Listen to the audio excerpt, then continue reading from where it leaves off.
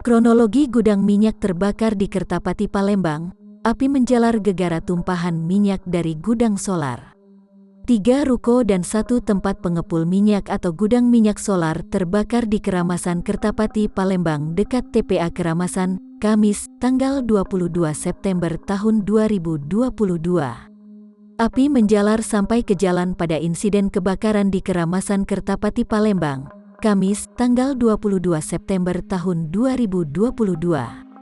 Kesaksian Andi, salah satu warga sekitar, menyebutkan jika minyak dari gudang tempat penyimpanan solar tersebut keluar dari gudang dan mengalir ke rumah yang ada di sebelahnya, sehingga api menjalar sampai ke jalan.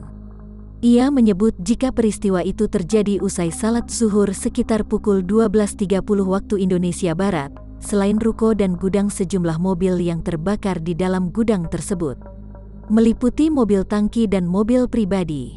Selain itu, tumpahan minyak berwarna hitam pekat juga mengalir di depan ruko yang ikut terbakar.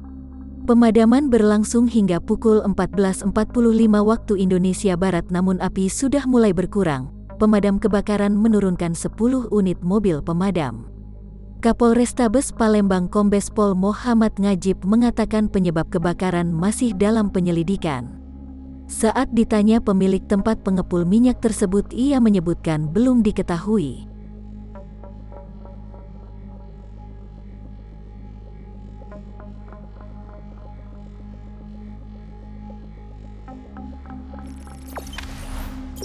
Jangan lupa subscribe, share, komen, dan like ya!